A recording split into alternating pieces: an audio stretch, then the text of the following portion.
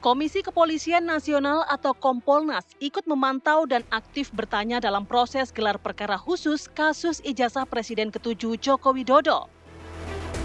Komisioner Kompolnas Hoirul Anam bersama komisioner lainnya, Gufron, mengaku aktif bertanya dan menggali berbagai informasi selama proses berlangsung.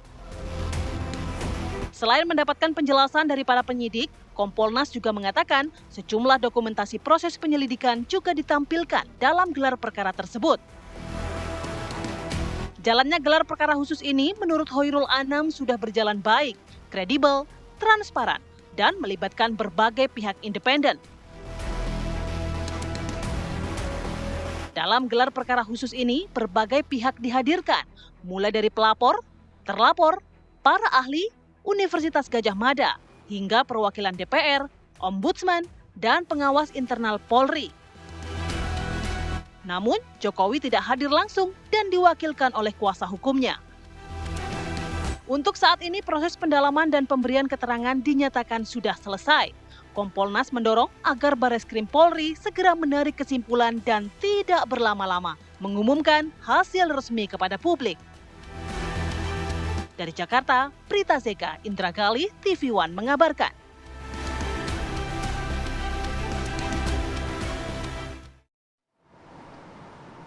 Jadi ini sudah season kesekian ya, tapi sudah ada babak baru. Mudah-mudahan udah di ending nih, mudah-mudahan. Mudah-mudahan ujungnya kita bisa lihat. Tapi dengan adanya gelar perkara khusus kemarin, diharapkan bisa menjadi babak baru begitu ya. Walaupun kita nggak tahu apakah ini yang menjadi ujungnya semakin terlihat atau justru semakin melebar. Tapi yang dinantikan oleh masyarakat adalah kapan Bareskrim Polri ini memberikan hasil keputusannya. Karena kan katanya sudah lengkap, sudah komplit semua keterangan dari berbagai pihak yang hadir dalam gelar perkara khusus. Betul, kita akan berbincang bersama narasumber yang sudah hadir pagi ini. Ada Bambang Rukminto, peneliti Institute for Security and Strategic Studies dan juga pengamat kepolisian. Pak Bambang, Assalamualaikum, selamat pagi. Waalaikumsalam. Lalu selanjutnya ada Pak Yusuf Warshim, anggota Kompolnas. Assalamualaikum, selamat pagi Pak Yusuf. Waalaikumsalam, selamat pagi, selamat hari Jumat. Selamat hari Jumat. Alif ya, Alhamdulillah it's Friday. Pak Yusuf, ini Kompolnas bilang bahwa berjalan dengan baik kemarin begitu ya. Sebenarnya temuan dan juga poin-poin penting dari Kompolnas dalam gelar perkara khusus kemarin apa saja? Iya, terima kasih. Jadi pertama kita dudukkan gelar perkara khususnya dulu. Gelar perkara khusus ini kalau merujuk Perkap nomor 6 tahun 2019, sebenarnya kaitannya dengan penyelidikan itu didasarkan ada dua. Karena ada pengaduan, direspon, keberatan, direspon, dan atasan penyidik menyetujui untuk dilakukan gelar perkara khusus, sehingga menghadirkanlah semua pihak.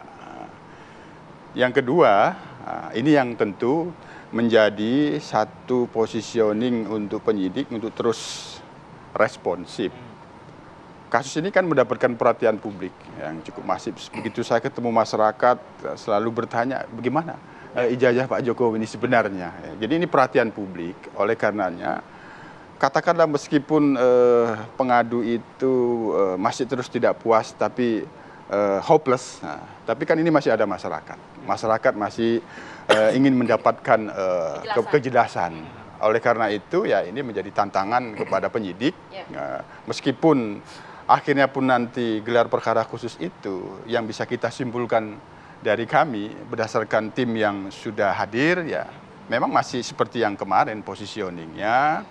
Ketika dilakukan gelar perkara khusus itu kan harapannya apa yang menjadi keberatan. Nah, kebetulan posisi keberatan ini kan dari pihak pengadu. Tentu kan sebenarnya secara substansial keberatan itu kan akan memungkinkan kembali dibukanya penyelidikan. Nah, tentu bagaimana penyelidikan itu tentu ada posisi kewenangan penyidik. Nah, penyidik tentu bisa membuka kembali, biasanya yang lazim itu kan apabila ada bukti baru. Nah, kemarin ada novum. Memang sejauh ini yang kita catat, yang kita dalami itu belum terlihat ada bukti baru. Tapi kan bukan berarti meskipun kita katakanlah penyidik hari ini akan menyampaikan hasil gelar perkara khusus itu masih seperti yang kemarin bahwa belum ditemukan unsur pidana, bukti baru belum terlihat kemarin, tapi dia kan akan tetap terbuka bahwa ini kasus mendapatkan perhatian publik. Tentu kita juga sebagai pengawas dalam hal ini tetap mendorong penyidik tetap responsif. Ya, responsif. Baik, Pak Yusuf, kemarin juga Kompolnas nampaknya aktif bertanya juga kepada berbagai pihak, terutama pihak kepolisian. Kalau dari Kompolnas sendiri, apa yang didalami? Kan dari sisi TPUA menyatakan saat Mei lalu Barreskrim Polri tidak transparan, tidak terbuka, dan lain sebagainya. Apakah juga didalami terkait SOP penyelidikan, kemudian validitas dokumen, hingga bagaimana pihak kepolisian mengecek ijazah Pak Jokowi ini? Iya, ya paling mudah kan dua hal saja, karena itu kaitannya dengan hukum pidana. Pada aspek formalnya dan pada aspek material. Pada formal itu kan biasanya apakah ini penyelidikan sudah sesuai dengan prosedur atau tidak. Ada hal-hal ada hal-hal yang terabaikan. Nah, misal ini kan ada keluhan yang sudah kita catat dari kemarin digelar itu soal prosedur. Mengapa ijazah Pak Jokowi tidak dilakukan sita? Ya, tentu kita akan lihat bagaimana aturan mainnya. Kapan dilakukan penyitaan itu? Kalau kita lihat di aturan mainnya kan ketika sudah masuk tahap penyidikan. Karena penyitaan itu bagian dari upaya paksa. Sementara ini kan proses penyelidikan. Nah, tapi tetap apa yang dikeluhkan oleh pihak pelapor itu tentu kita catat. Bahwa mengeluhkan mengapa barang bukti ijazah Pak Jokowi itu tidak disita. Nah, itu. Kita tentu bisa melihatnya bagaimana aturan mainnya dulu. Nah, ini pada aspek formal. Sejauh yang kita cek sebelum pun gelar perkara khusus memang posisi perjalanan penyelidikan itu sudah cukup panjang dan pihak-pihak yang dimintai klarifikasi keterangan juga banyak. Paling tidak kan ada 3 orang, benda dan ahli. Nah, benda-benda dokumen-dokumen yang kaitannya dengan proses kuliahnya Pak Jokowi, tidak hanya soal ijazah. Nah, yang diperiksa pun ke laboratorium forensik tidak hanya soal ijazah, tapi ada dokumen-dokumen lain yang itu bisa menjelaskan sesungguhnya Pak Jokowi ini ada proses kuliah atau tidak. Nah, baru menjelaskan bagaimana ijazahnya. Jadi ini sudah cukup luas gitu, luas. Nah, tentu karena ini sekali lagi mendapatkan perhatian publik, maka ya kita tetap mendorong, meskipun hari ini katakanlah penyidik itu akan mengumumkan hasilnya seperti ini, berjalan seperti ini, tapi tetap kita mendorong bahwa penyidik untuk tetap responsif. Apapun yang menjadi saran-saran masukan publik tetap direspon saja.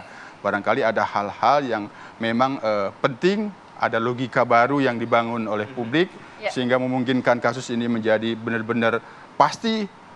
Ya pasti apakah memang tidak ada unsur pidana secara pasti atau memang masih ada ruang-ruang kecil, jarum-jarum kecil yang belum bisa kita temukan barangkali. Oleh karena itu kita tetap mendorong responsif meskipun pada akhirnya disimpulkan belum ditemukannya ada novum. Baik, Pak Bambang, tadi dikatakan sejauh ini tidak ada novum begitu ya. Apakah gelar perkara khusus ini bisa membuka kunci pintu keluar begitu dari kasus ini? Apakah kotak Pandora ya? Apakah ini hanya akan memperpanjang atau mengundur-undurkan waktu saja gitu? Ya, harapannya dengan gelar perkara khusus ini semuanya akan terbuka harapannya. Cuma ketika intinya masyarakat itu butuh transparansi kan seperti itu. Bagaimana proses penyelidikan itu dilakukan. Karena kaitannya ini kan 2 posisi yang sangat berbeda kan. Satu terkait dengan scientific investigation, penyelidikan secara ilmiah. Kedua, kawan-kawan yang di sisi masyarakat ini sudah melakukan riset ilmiah gitu, penelitian ilmiah seperti itu. Ini 2 argumen yang sangat sebenarnya substansinya sama, tetapi ini adalah kontras. Satu terkait dengan penyelidikan yang dilakukan oleh kawan-kawan kepolisian ini seringkali dipersepsi bias kepentingan. Sementara yang riset ini tentu mewakili sesuatu yang diyakini sebagai sesuatu yang berdasarkan keilmuan. Tapi seperti apakah itu. kali ini gelar perkara khususnya bias kepentingan? Ada Ombudsman, ada Kompolnas, ada DPR RI, ada dari UGM, dari TPU, ada juga dari Pak Jokowi. Ya, lengkap apa begitu Mas? Iya benar, makanya dengan adanya gelar perkara khusus ini, apalagi kalau ini kemudian live gitu ya, disiarkan secara langsung. Walaupun nggak mungkin terbuka begitu. Harapannya terbuka gitu kan, jadi masyarakat bisa lebih paham gitu loh. Ini ada apa sih sebenarnya seperti itu? Karena kalau ditutup-tutupi, kita ini seringkali ada sesat berpikir otoritatif gitu, argumentum verusundiam ya, seperti itu. Artinya bahwa seringkali sesuatu yang dari otoritas yang memegang kewenangan itu tidak benar gitu. perguruan tinggi, kepolisian itu memegang otoritas. Apa yang disampaikan selalu benar, kan tidak demikian gitu loh. Semuanya harus diuji melalui gelar perkara khusus ini, harapannya ini semua diuji gitu loh. Dengan pengujian ini, kalau kemudian sudah kuat ya segera lemparkan ke kejaksaan sehingga lebih cepat clear dan masyarakat tidak diombang-ambingkan dengan isu-isu yang kalau ini sudah hasilnya capek sama saja, menurut Anda bakal clear nggak masyarakat ini? Makanya kekuatan argumen dari masing-masing pihak ini nanti di situ yang diuji gitu loh. Karena kalau selama argumen itu masih bisa dipatahkan oleh salah satu pihak, tentu akan memunculkan pertanyaan. Tapi Anda melihat secara prosedural, secara mungkin kemarin juga masing-masing pihak dihadirkan, itu sudah cukup menurut Anda? Saya rasa sudah sangat cukup karena mereka mewakili masing-masing kepentingan kan, seperti itu. Baik. Saya ke Pak Yusuf. Kemarin Kompolnas juga mengatakan bahwa meminta untuk Barreskrim segera mengumumkan hasil dari gelar perkara khusus. Dari pengamatan Anda kira-kira membutuhkan waktu berapa hari gitu? Karena sepertinya masyarakat juga mengharapkan kalau bisa sih hari ini gitu, di minggu ini gitu ya Pak. Iya. Gimana? Ya itu kan sebagai apa yang kita maksud itu kan wujud transparansi dan akuntabilitas. Ketika ada keluhan, ada keberatan dari salah satu pihak atas kesimpulan yang telah disampaikan oleh Barreskrim hasil penyelidikan itu, tentu kemarin dilakukan gelar perkara khusus itu kan salah satunya merespon karena ada pengaduan. Meskipun di dalam perkapnya itu tidak harus ada pengaduan, tapi ada mendapat perhatian publik, itu bisa menjadi dasar gelar. Nah, tentu semakin cepat semakin bagus. Tapi dalam perkap ada nggak sih diatur secara waktu atau administratif harus berapa lama setelah gelar perkara khusus dilakukan? Ya, itu tidak ada pengaturan waktu, termasuk penyelidikan itu sendiri sepanjang kasus itu belum daluarsa kan masih tetap terbuka. Ketika ada bukti baru yang itu diyakini oleh penyidik untuk dibuka kembali, itu kan tidak ada jeda batasan waktu sepanjang kasus itu tidak daluarsa. Nah, termasuk juga kaitannya dengan kapan menyampaikan hasil daripada gelar perkara khusus itu tidak ada hitungan waktu, hanya hitungan logika kita kan ini kan kaitannya dengan transparansi, akuntabilitas. Ya, itu akan lebih bagus disampaikan bahwa hasilnya seperti ini, apapun hasilnya. Kalau memang masih sama seperti yang kemarin ya tidak masalah, tapi tetap kita dorong penyidik responsif saja. Hanya menjadi catatan, ini kan kaitannya dengan LP yang ada di Polda Metro Jaya, yang itu LP-nya Pak Jokowi terkait dengan pencemaran nama baik. Memang kesimpulan yang kemarin apabila kita masih sama bahwa tidak ditemukan adanya peristiwa pidana terkait dengan pengaduan ke Barreskrim yang menuduhkan Pak Jokowi terkait dengan ijazahnya palsu, itu tentu menjadi bahwa ijazah ini akan menjadi alat bukti, menjadi barang bukti bahwa ini tidak palsu. Maka oleh karenanya laporan pengaduan yang ada di Polda Metro ini sebenarnya menjadi pintu. Tentu ada penetapan tersangka tentu pastinya, sehingga nanti di pengadilan akan bisa diungkapkan kembali. Cuma sekali lagi tentu ini harus didasarkan pada bukti-bukti yang cukup kuat untuk menentukan apakah memang ada peristiwa pidana di dalam penyidikan kemudian ditingkatkan. Nah, ini juga masih dalam pengawasan Kompolnas. Nah, Pak, yang cukup menarik adalah tadi Pak Bambang bilang yang dikhawatirkan masyarakat adanya intervensi begitu. Sejauh mana Kompolnas bisa meyakinkan bahwa tidak ada intervensi dalam kasus ini? Sejauh pemantauan kami, kita mendengar dari masyarakat dan dari tingkat elitnya, apa yang terjadi pada saat ini murni adanya pengaduan di Barreskrim dan itu direspon, dilakukan penyelidikan yang cukup panjang. Jadi kita belum melihat ada satu hal-hal yang sifatnya intervensi bahwa ini sudahlah segera diakhiri, segera disimpulkan. Nah, ini masih kami lihat masih cukup terbuka. Tapi gimana meyakinkan publiknya bahwa tidak ada intervensi di sana? Profesionalisme, transparansi dan akuntabilitas. Kemarin dalam gelar perkara khusus itu terlihat. Karena yang hadir dari pihak eksternal itu kan tidak hanya Kompolnas. Ada Ombudsman, ada DPR RI, itu bagian dari wujud pihak eksternal yang bisa memastikan bahwa ini transparan dan akuntabel. Ini sebuah wujud. Nah, jadi kita lihat bahwa ini sangat terbuka penyidik. Oleh karena itu, keterbukaan ini tetap terus dijaga. Ketika pun masih ada keluhan-keluhan, ketidakpuasan itu tetap saja kita respon. Karena kasus ini memang menjabat perhatian publik. Oke. Pak Bambang, tadi dikatakan sebenarnya ini juga menentukan nanti bagaimana kasusnya di Polda Metro Jaya ini akan seperti apa ke depannya. Dari sisi Anda seperti apa? Tahan dulu ya, kita akan sambung lagi di segmen berikutnya. Tetap bersama kami di Apa Kabar Indonesia Pagi.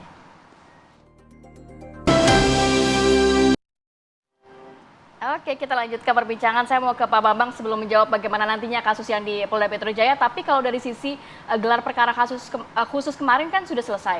Tapi mungkin nggak sih nantinya dari sisi kotak Pandora hasil riset dari pelapor atau TPUA ini bisa dibuka? Dalam arti teman-teman Pak Jokowi yang beranggapan atau yang mengatakan bahwa ijazah Pak Jokowi palsu ini bisa dihadirkan juga. Selain kan kemarin dihadirkan bagaimana ijazah 3 teman lainnya begitu, Pak? Ya, tentu ijazah teman-teman Pak Jokowi itu bukan menjadi alat bukti kan. Makanya memang yang lebih penting itu ijazahnya Pak Jokowi gitu. Selama ijazah Pak Jokowi itu tidak hadir, tentu publik akan terus mempertanyakan gitu loh. Dan kawan-kawan TPUA maupun kawan-kawan Iya, karena dari sisi TPU kan menyatakan ada 3 teman lainnya mengatakan ijazahnya palsu. Ada juga dosen pembimbing yang mengaku ternyata tidak membimbing Pak Jokowi. Nah, itu kan perlu dihadirkan nggak sih? Benar, makanya ini kan kaitannya dengan tadi yang saya sampaikan. Ini perdebatan antara nalar publik dengan prosedur formal, legal formal seperti itu. Kalau prosedur legal formal ya ini sudah selesai gitu, semuanya sudah lengkap, saksi sudah dihadirkan, terus kemudian kawan-kawan dihadirkan. Tapi kan nalar publik tidak menerima hal seperti itu. Makanya ini akan terus muncul perdebatan selama ijazah Pak Jokowi tidak hadir gitu loh. Makanya jalan satu-satunya pengadilan lah mungkin yang akan bisa menguji itu semua. Berarti kalau dari sisi Barreskrim menyatakan hasilnya sama aja, pengadilan versi lewat pelaporan Pak Jokowi di Polda Metro Jaya mungkin begitu. Iya, iya benar. Ini yang di Polda Metro Jaya inilah yang harus dilempar ke pengadilan gitu loh. Memang ada pihak-pihak yang harus mengorbankan diri dalam tanda kutip kan seperti itu. Karena kalau kita melihat diri jadi tersangka maksudnya. Mengorbankan diri jadi tersangka.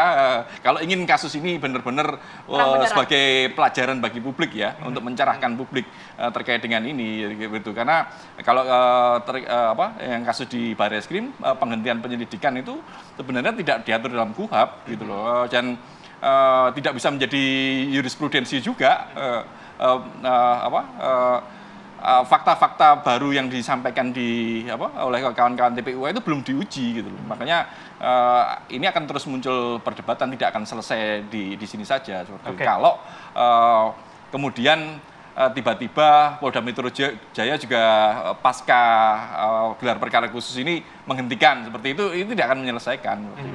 Oke, kalaupun sebaliknya begitu ya, kita berandai-andai ketika memang Barreskrim mengumumkan bahwa tidak ada tindak pidana di situ, pasti dari pihak sebelah juga akan melakukan aksi lainnya begitu. Apa langkah yang bisa ditempuh sebenarnya ketika gelar perkara sudah dilakukan, gelar perkara khusus sudah dilakukan, apa aksi yang bisa mereka lakukan?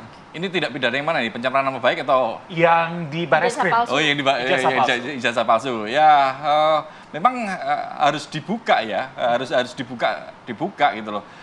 Di Barreskrim sudah berhenti, dihentikan penyelidikannya. Ini tentu penghentian penyelidikan kan tidak menghentikan kasus seperti itu, karena kalau tiba-tiba ada laporan baru, kepolisian juga harus wajib untuk meneruskan lagi laporan tersebut gitu loh. Mungkin temanya saja yang berbeda gitu saja, topiknya saja yang berbeda, tetapi dengan laporan yang berbeda penyelidikan harus dibuka lagi gitu loh. Mungkin kasus kemarin dihentikan dan publik tidak bisa berkutik apa-apa. Aturannya memang seperti itu. Peraturan Kapolri 6 2019 memang mengatakan seperti itu, harus gelar perkara khusus. Dan bagi publik juga melihat ini tidak akan mungkin diangkat lagi gitu loh. Karena ya tadi ada persepsi bias kepentingan itu tadi seperti itu. Makanya lebih baik ada laporan baru yang di Barreskrim, kali yang di Polda Metro Jaya lanjutkan. Dengan catatan harus ada yang rela mengorbankan diri gitu, untuk jadi tersangka. Akhirnya untuk membuka kotak Pandora.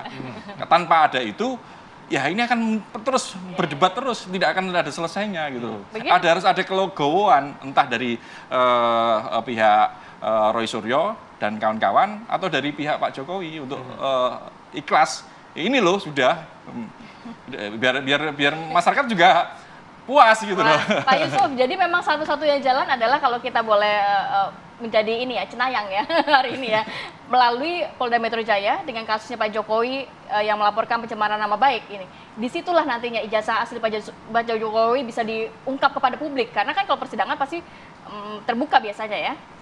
Ya kalau pada aspek untuk mendapatkan kepastian hukum bisa dijawab seperti itu melalui Polda Metro Jaya yang itu laporannya Pak Jokowi. Intinya kan posisinya kan ini sebenarnya saling lapor. Ya. Itu kalau hanya bicara kepastian hukum. Tapi kan hukum itu ada nilai dasar daripada ada dua lagi nilai dasar tujuan hukum itu. Selain kepastian ada kemanfaatan dan keadilan. Nah, tentu pada dimensi yang lebih tinggi itu sebenarnya kan kemanfaatan dan keadilan. Nah, kira-kira ketika nanti ada kriminalisasi yang artinya laporan Pak Jokowi itu dengan ditentukan hasil penyelidikan Bareskrim bahwa belum ada peristiwa pidana yang bisa ditafsirkan bahwa ijazahnya itu tidak palsu, itu menjadi barang bukti di dalam penyelidikan LP-nya Pak Jokowi Di Polda Metro. pencemaran nama baik kan kepada yang menuduhkan. Nah, kalau bicara kepastian hukum itu ya harapannya seperti itu. Tapi kan nanti kemanfaatan, keadilannya sehingga Dalam arti seperti apa kemanfaatan dan keadilannya? kan keadilan itu ada yang disebut keadilan restoratif. Nah, ketika memang ini ada unsurnya, tapi ketika ada dimensinya ditarik pada keadilan, nah, bisa terjadi nanti keadilan restoratif justice, Pak Jokowinya memaafkan dan sebagainya. Tapi ya memang kepastian hukumnya tidak mendapatkan. Sebenarnya kasus ini kepastian hukumnya bagaimana sih sebenarnya? Nah, kalau memang mau yang diharapkan kepastian hukum dan kemanfaatan publiknya itu mendapatkan kejelasan bahwa ini asli dan ini bahwa ini bukan palsu, bahwa ini palsu, ya memang upayanya bisa melalui pembuktian di LP-nya Polda Metro Jaya, yang itu pencemaran nama baik. Nanti dibawa ke pengadilan, barang bukti menyatakan bahwa ini mencemarkan nama baik, apa? Ini tidak palsu, misalnya seperti itu logikanya. Ya itu bisa, tapi bagaimana dengan keadilan? Nah, dalam hal ini ya keadilan yang paling penting kan keadilan para pihak itu.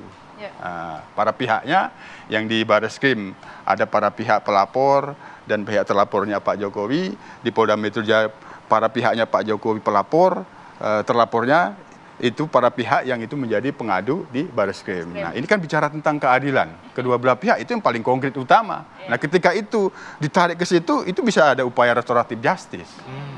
Oke, baik Pak Yusuf, ini kan menjadi perhatian publik kasus ini begitu ya, dan kita juga sudah tahu begitu bahwa polisi bekerja dengan kehati-hatian begitu. Kompolnas melihatnya seperti apa? Apakah memang polisi berhati-hati sekali untuk mengerjakan kasus ini karena pengaruhnya terhadap perspektif publik terhadap kasus ini ya? Betul. Citra juga ya. Kalau kami telaah hasil penyelidikan di Bareskrim itu, kehati-hatian itu cukup panjang. Penyelidikan fakta-fakta yang ingin diungkap itu cukup panjang dan hati-hati. Kekuatan pada scientific crime investigation-nya itu sangat terlihat. Nah, yang diuji di laboratorium forensik itu kan tidak hanya sekedar ijazah, tapi ada dokumen-dokumen lain yang itu menjelaskan proses kuliahnya Pak Jokowi itu benar atau tidak. Nah, fakta itu kan harus didapatkan. Itu memang penuh hati-hati. Nah, kita juga berharap yang di Polda Metro Jaya ini juga sama. Penyelidikan itu hati-hati, cermat, untuk menyimpulkan ada unsur pencemaran nama baik atau tidak. Karena tujuan daripada hukum itu kan tidak sekedar mendapatkan kepastian hukum, tapi ada kemanfaatan dan keadilan kedua belah pihak tentunya. Karena ini sebenarnya posisinya saling lapor. Yang satu di Bareskrim, yang satu di Polda Metro Jaya. Hanya yang kita inginkan kami sebagai pengawas itu memastikan karena ini kasus mendapat perhatian publik, publik tidak menjadi bingung dengan kesimpulan apapun pada akhirnya nanti. Kalau memang pun ada upaya restoratif justice pun nantinya, publik tidak bingung. Kalau upaya restoratif justice nantinya akan seperti apa, Pak? Ya, upaya restoratif justice itu kan kedua belah pihak mengakui dan itu memaafkan. Legowo gitu ya sudah, kita mencabut laporan, nggak selesai, maka akhirnya publik juga nggak melihat ijazah aslinya juga. Penyidikannya dihentikan. Tapi itulah hukum kan. Hukum itu tidak hanya kepastian, ada kemanfaatan, ada keadilan. Untuk publik barangkali kepastian dan kemanfaat ini yang dinantikan. Nah, bermanfaat bagi publik Karena dengan media menyorot, publik bertanya-tanya, oh idenya Pak Jokowi palsu atau enggak ini sebenarnya? Itu kan publik. Tapi bicara tentang keadilan, ya kedua belah pihak ini yang paling konkret. Ya, kemanfaatan bagi masing-masing atau kemanfaatan bagi publik kan? Nah, itulah tantangan yang kita hadapi. Buat publik harus itu ya, tantangan seperti penyidik itu. pada saat ini, kemanfaatan untuk publik atau kemanfaatan kedua belah pihak. Oke. Pak Bambang, ini udah lama loh. Dari beberapa tahun lalu juga sudah ada laporan terkait ijazah palsu Pak Jokowi. Tahun ini juga laporan, saling lapor bahkan ya. Bahkan beberapa tahun yang lalu sudah ada yang masuk penjara kan? Betul, karena buku Jokowi Undercover ya. Benar. Artinya ini akan terus bergulir karena kaitannya dengan politik kan. Tentu tidak bisa lepas dari sana gitu. Makanya selagi itu tidak dibuka, ini dampaknya juga akan tadi disampaikan Ratih terkait dengan citra kepolisian gitu loh. Kalau kepolisian benar-benar tidak bisa menjaga jarak dengan kepentingan, dampaknya akan menjadi blunder, bumerang bagi kepolisian itu sendiri seperti itu. Makanya memang penyelesaian kasus ini memang benar-benar harus transparan gitu. Dan tidak bisa, kalau menurut saya tidak bisa hanya sekedar restorasi justice, harus ada sesuatu yang benar-benar dibuka sehingga ada asas kemanfaatan dari pada masa publik seperti itu. Oke, Pak Bambang, seberapa optimis Anda melihat bahwa kasus ini akan segera selesai? Tidak terlalu optimis sih saya. Karena lagi-lagi masih banyak bias kepentingan gitu loh dari pihak kepolisian gitu. Masyarakat sangat paham sekali bahwa kepolisian kita ini masih terbawa dengan nuansa lama seperti itu, dengan masih dikait-kaitkan dengan Pak Jokowi. Makanya itulah yang membuat publik tidak akan bisa menerima bila kemudian kasus ini tiba-tiba dihentikan gitu. Hanya sekedar restoratif justice seperti itu tidak akan. Baik, mungkin kita nanti nitip ke Pak Yusuf biar Barreskrim Polri didorong segera untuk mengumumkan hasil seperti apa ya. Terima kasih banyak Bapak sudah hadir pada pagi hari ini. Sehat selalu. Assalamualaikum. Waalaikumsalam warahmatullahi wabarakatuh.